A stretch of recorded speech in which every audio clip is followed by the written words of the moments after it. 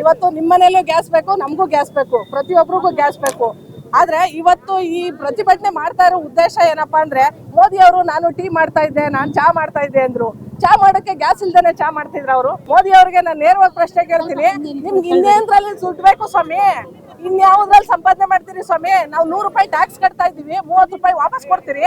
ಆ 70 ರೂಪಾಯಿ ಸಾಲಲ್ವಾ ಸ್ವಾಮಿ ನಿಮ್ಗೆ? ಸಾವಿರಾರು ಕೋಟಿ ಹೊಡಿತಾ ಇದ್ದೀರಿ, ಅದು ಸಾಲಲ್ವಾ ಸ್ವಾಮಿ?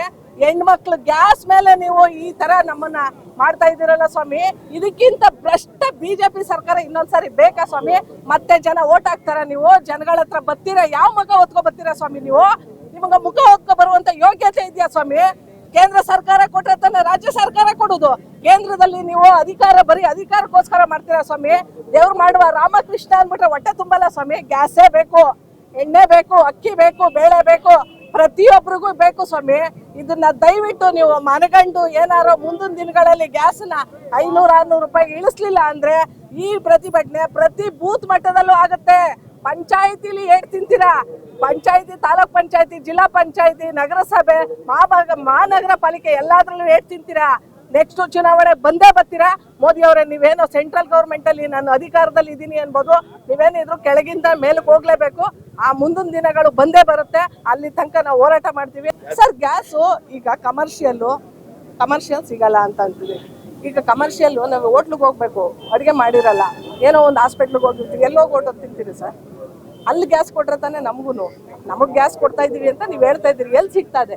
ಬುಕ್ಕಿಂಗ್ ತಗೊಳಲ್ವಲ್ಲ ಸರ್, ಎಲ್ಲಿ ತಗೋತೀರಾ?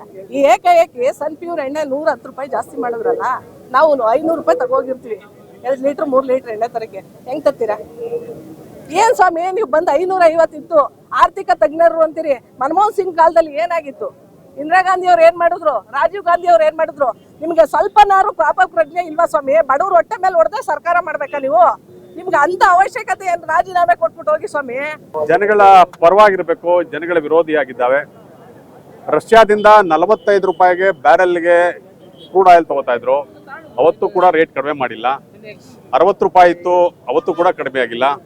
ಇವತ್ತು ಸ್ವಲ್ಪ ಜಾಸ್ತಿ ಆಗಿದೆ ಅಂದ ತಕ್ಷಣ ಅದನ್ನ ಜನಗಳ ಮೇಲೆ ಹೊರೆ ಹಾಕೋ ಕೆಲಸವನ್ನ ಮಾಡ್ತಾ ಇದ್ದಾರೆ. ತಮ್ಮೆಲ್ಲರೂ ಕೂಡ ಗೊತ್ತು, ಮನಮೋಹನ್ ಸಿಂಗ್ ಅವರ ಸರ್ಕಾರ ಇದ್ದಾಗ 120 ರೂಪಾಯಿ ಬ್ಯಾರೆಲ್ಗಾಗಿತ್ತು. ಅವತ್ತು ಕೂಡ ನಾವು 450 ರೂಪಾಯಿ ಕೊಡ್ತಾ ಇದ್ವಿ. ಇವತ್ತು 1000 ರೂಪಾಯಿ ಸಿಲಿಂಡರ್ಗೆ ಕೊಡ್ತಾ ಇದ್ದೇವೆ. ಜನ ಇವತ್ತು ಸಂಕಷ್ಟದಲ್ಲಿದ್ದಾರೆ. ಇವತ್ತು ಸಣ್ಣ ಪುಟ್ಟ ಹೋಟ್ಲುಗಳು, ಬೀದಿ ಬದಿ ವ್ಯಾಪಾರ ಮಾಡ್ತಕ್ಕಂಥವ್ರು ಇವತ್ತು ಯಾವುದೇ ಬಿಸ್ನೆಸ್ ಮಾಡ್ಲಿಕ್ಕೆ ಆಗ್ತಾ ಇಲ್ಲ. ಹೋಟೆಲ್ಗಳು ಸಾಕಷ್ಟು ಬಂದಾಗಿದ್ದಾವೆ. ದೊಡ್ಡ ಹೋಟೆಲ್ ಪರವಾಗಿಲ್ಲ, ಸಣ್ಣ ಪುಟ್ಟ ಹೋಟೆಲ್ಗಳು, ಬೀದಿ ಬದಿ ವ್ಯಾಪಾರ ಮಾಡ್ತಕ್ಕಂಥವ್ರು, ಟೀ ಅಂಗಡಿ ಮಾಡ್ತಕ್ಕಂಥವ್ರು ಇವತ್ತು ಬದುಕಲಿಕ್ಕೆ ಕಷ್ಟ ಆಗಿದೆ. ಕರುನಾಡು ಟೈಮ್ಸ್ ಚಾನೆಲ್ನಲ್ಲಿ ಸುದ್ದಿ ಮತ್ತು ಜಾಹೀರಾತು ನೀಡಲು ಈ ನಂಬರ್ಗೆ ಕರೆ ಮಾಡಿ.